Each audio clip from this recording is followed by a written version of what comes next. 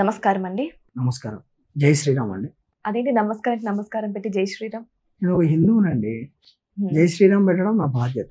నమస్కారం పెట్టడం కూడా హిందువుల బాధ్యతే కదా? నమస్కారం పెట్టండి. నమస్కారంతో పాటు జై శ్రీరామ్ కూడా చెప్పాలండి. ఇప్పుడు ఒక మాట చెప్తాను.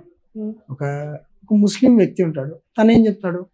ఇప్పుడు అల్లాహు అక్బర్ అంటాడు, లేకపోతే ఈ సలాం అలైకుం అంటాడు. తన ధర్మం తనకు చెప్తుంది.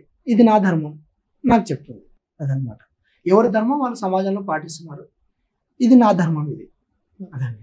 ఓకే, మీరు గ్రామాలను బాగుపరుస్తున్నారు, టెంపుల్స్ ని బాగుపరుస్తున్నారు. మరి మీ గ్రామం ఏంటి? మీ గ్రామం చరిత్ర ఏంటి? మా గ్రామం వచ్చేసి నంద్యాల జిల్లా ఆత్మకూరు మండలం మాది. ఆత్మకూరు మండలంలో నేను ఉంటున్నానండి. మా ఊరు. మరి దాని చరిత్ర ఏంటి? ఆత్మకూరు చరిత్ర అంటారా? ఆత్మకూరు చాలా పెద్దదండి. చరిత్ర కూడా చాలా పెద్దదే. ఇంకా నాకు మా ఆత్మకూరు గురించి తెలుసు, కొంతవరకు తెలుసు. కొంచెం చరిత్రలోకి వెళ్తే కొన్ని ఇబ్బందులు ఉన్నాయి, అన్నీ ఉన్నాయి. కాబట్టి వాటి గురించి ఓకే, నేను కూడా త్వరలో మా ఆత్మకూరు గురించి కూడా పూర్తిగా తెలుసుకోవాలని నేను కూడా అనుకుంటున్నా. వాటి కోసం నేను కొంచెం అన్వేషిస్తున్నా అనమాట. త్వరలో తెలుస్తుంది మా ఆత్మకూరు ఏంటి, పూర్వపు చరిత్ర ఏంటి అని తెలుసుకుంటాను. మొత్తం అయితే తెలుసుకోలేదు ఇంకా ప్రస్తుతానికి అదే అన్వేషిస్తున్నా. ఎంతవరకు తెలుసుకున్నారు? కొంతవరకు మా ఆత్మకూరు ఒకప్పుడు చాలా వైభవంగా ఉండేదండి. తర్వాత కొంతకాలానికి కొన్ని వివాదాల వల్ల, గ్రామ ప్రజల మధ్యలో కొన్ని కారణాల వల్ల పెద్ద గొడవలు జరిగినాయని, దానివల్ల చాలా ప్రాణహాని జరిగిందని, ఇప్పుడు ప్రస్తుతానికి సరే అలాంటి జరిగిన ఒక సంఘటనను దృష్టిలో పెట్టుకొని ఇప్పటికీ భయపడుతూనే ఉన్నారన్నమాట. ఇంకా గ్రామస్తులు ఏమైనా జరుగుతాయని. కాబట్టి భయం ఎందుకంటే ఆ విధంగా జరిగినాయండి. అవి చెప్పుకోవడానికి కూడా వింటేనే భయం వేస్తుంది.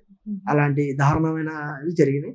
కాబట్టి ఫ్యూచర్లో అలాంటివి ఏం జరగకుండా అందరూ కొంచెం సమిష్టిగా ఉండి బాగుండాలని నేను కోరుకుంటున్నా. ఎందుకంటే ఒక గొడవ జరగడం వల్ల దాంట్లో అమాయకులు బలి అవుతారు, అందరూ బలి అయ్యే అవకాశం ఉందన్నమాట. ఆడవాళ్ళు, పిల్లలు. కాబట్టి అందరూ బాగుండాలి. అంటే మీరు చెప్పేదాన్ని బట్టి చూస్తే పూర్వం చాలా ఘోరాతి ఘోరాలు జరిగాయని అనిపిస్తుంది. మేబీ కొట్లాటలు, గొడవలు, తలలు లేచిపోయాయండి. తలలు లేచి రోడ్ల మీద రక్తం ఏర్లై పారింది. అదనమాట. ఒకప్పుడు మా పెద్దవాళ్ళు మాకు చెప్పింది ఇది. కాబట్టి అది మాత్రం వాళ్ళకి జరగకూడదు. కాబట్టి అందరం చూపించినట్టు సినిమా కూడా కాదండి, సినిమా కంటే దారుణం అదండి. అది ఆ స్టోరీ గురించి ఎత్తుకుంటే చాలా దారుణంగా ఉంటది.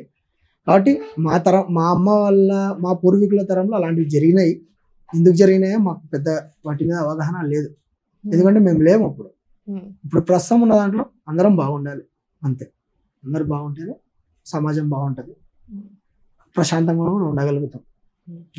ఇప్పుడు మీ ఏజ్ ఎంత? మీకు ఏ వయసులో అనిపించింది ఇలా సనాతన ధర్మం కోసం కష్టపడాలి? చిన్నప్పటి నుంచి అండి. మా అమ్మోళ్ళు నాకు ఊహ తెలిసినప్పటి నుంచి ఖచ్చితంగా మన ధర్మం ఇలాంటిది, మన దేవుళ్ళు, మా అమ్మ వాళ్ళు భగవద్గీత ఇలా చెప్పేవాళ్ళు, లేకపోతే ఏదైనా ఏమైనా ఉంటే శ్లోకాలు చెప్పేవాళ్ళు. అవి వినుకుంటూ మాట్లాడుకుంటూ సమాజం ఏంటి, సమాజంలో మనం ఉన్నాం, మనం ఏం చేయాలి సమాజానికి, మనం అంతా ఏమైనా చేయాలన్నా సమాజం బాగుపడడం కోసం ఇలా చెప్తూ పెంచినారు అనమాట. మీరు మీ లైఫ్ లో ఫస్ట్ బాగు చేసిన టెంపుల్ కానీ లేకపోతే చారిత్రక కట్టడం కానీ? నిజానికి ఈ మధ్య కాలం మొదలైందండి బాగు చేయడం అనేది. అంతకుముందు నేను గ్రామాల చరిత్రలు తీసేవాడిని. అంతకంటే ముందర నేను ఫుడ్ బ్లాగ్స్ ఎక్కువ చేసేవాడిని. ఫుడ్ బ్లాగ్స్ అనేవి ఊరిలో బాగా మంచి పేరుని తీసుకొచ్చినాయి మనకి. ఏ విధంగా పేరుని తీసుకొచ్చినాయంటే, నేను ఒక వెరైటీ కంటెంట్ చేసిన. ఇప్పుడు మామూలుగా ఒక ఊరికి వెళ్తే ప్రతి ఒక్కరు ఊర్లో అక్కడ ఫుడ్ బాగుంటుంది, ఇక్కడ ఫుడ్ బాగుంటుంది అని చెప్తుంటారు కదా. నేను స్టార్ట్ చేయడమే ఊర్లో ఎన్ని టీ స్టాల్స్ ఉన్నాయి, ఒక్కొక్క టీ స్టాల్లో ఏ రకమైన టీ బాగుంటుంది, ఇదే నేను స్టార్ట్ చేసిన మొదటి కంటెంట్. అట్లా ఊర్లో మొత్తం తిరిగితే 152 టీ స్టాల్స్ ఉన్నాయి మా ఊర్లో. అన్నీ తిరిగినాను. తిరిగి చూసి అన్నిటిని వీడియోలు తీసిన. అప్పుడు అందరూ నా వైపు చూసినారనమాట. ఈ పిల్లోడు మొత్తం ఊర్లలో టీ స్టాల్స్ చేసినాడు. తర్వాత ఫుడ్ హోటల్స్ చేసినాడు. ఫుడ్ నుంచి నిదానంగా నాకేమనిపించిందంటే, ప్రతిరోజు ఫుడ్కి వెళ్తాం, తీస్తాం, తింటాం, సరిపోయింది. ఏంటిది నెక్స్ట్ ఏం చేయాలి, మనం ఏదైనా కొంచెం వెరైటీగా చేయాలని ప్రతి గ్రామం వెళ్ళి చరిత్ర తెలుసుకొని చరిత్ర గురించి చెప్పడం మొదలుపెట్టినాను. అప్పుడు ఏమైందంటే, ప్రతి గ్రామంలో నా పేరు చెప్పుకోవడం కానీ, లేకపోతే ఇలా ఫలానా వ్యక్తి చేస్తున్నాడని ఆ గ్రామంలో ఉన్న యువకులు అందరూ నాకు మెసేజ్ పెట్టడం మొదలుపెట్టినారు. అన్న ఇట్లా మా ఊరి గురించి చెప్పన్నా, మా గ్రామాన్ని గురించి చెప్పన్నా, మా గ్రామ చరిత్ర చెప్పన్నా, మా ఊరు ఇలా అన్నా, మా ఊరు ఒకప్పుడు ఇట్లా ఉండే అన్న, మా ఊర్లో ఇలా గొడవలు జరిగాయి, అన్ని వాళ్ళే చెప్తారు అనమాట. దాదాపు 60% స్టోరీ వాళ్ళే చెప్తారు. ఒక 40% నేను తెలుసుకోవాలి. ఒక గ్రామానికి వెళ్తే అక్కడ ఉన్న యువకులు నా దగ్గరికి వచ్చి వాళ్ళే వెంట ఉండి వాళ్ళ ఊర్లో ముఖ్యమైన ప్రదేశాలు ఏంటి అని వాళ్ళే చూపిస్తారు. అది నాకు కొంచెం ప్లస్ పాయింట్ అయింది. తర్వాత ఏమైంది, ఇలాంటి టైంలోనే ఒక గ్రామానికి వెళ్ళడం, అక్కడ ఒక పురాతనమైన బావిని చూడడం. మీరు ఆల్రెడీ చూసినారు ఇందాక ఒక బావి చూడడం, అది చూడడానికి చాలా అందంగా ఉంది. కానీ దారుణం ఏంటంటే తాగి అక్కడ ఉన్న విష్ణుమూర్తి శిల్పాలు ఉన్నాయి, దశావతారాలు అన్నీ ఉన్నాయి, చాలా వినాయకుని విగ్రహాలు కావచ్చు, తాగి వాటి మీద ఉచ్చలు వస్తున్నారు. అది చూసి నేను ఇంకా భరించలేకపోయినా. ఒక్కసారి ఆ క్షణం అనిపించింది, వీటిని ఇలాగే వదిలేస్తే ఇవి ఎంత దారుణమైన స్థితిలోకి వెళ్తాయి, వీటిని బాగు చేస్తే వాటి నుంచి బయటకు వస్తాయి. అప్పుడు ఆ క్షణం నుంచి వీడియో మొదలు పెట్టడం జరిగింది.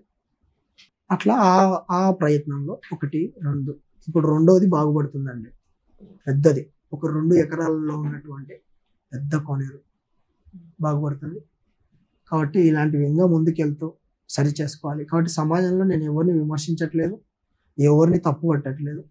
మన వాటిని మనం సరి చేసుకోవాలి, సరి చేసుకొని కాపాడుకోవాలి, మన బాధ్యత. సమాజంలో ప్రతి వ్యక్తి వాళ్ళ ధర్మం కోసం పోరాడుతున్నాడు. వాళ్ళ ధర్మం కోసం నిజాన్ని చెప్పాలంటే తన ఫ్యామిలీ కంటే కూడా తన ధర్మమే ఇంపార్టెంట్ అనే వ్యక్తులు ఉన్నారు సమాజంలో. అలాంటి వ్యక్తులు సమాజంలో ఉన్నారు, వాళ్ళ ధర్మం కోసం పోరాడుతున్నారు. మరి ఒక హిందువుగా పుట్టి నేను కూడా నా ధర్మం కోసం పోరాడాలి కదా, తప్పేం లేదు కదండి. ఎవరి ధర్మం వాళ్ళు కాపాడుకోవాలి, ఎవరి ధర్మం వాళ్ళకి గొప్ప, అంతే.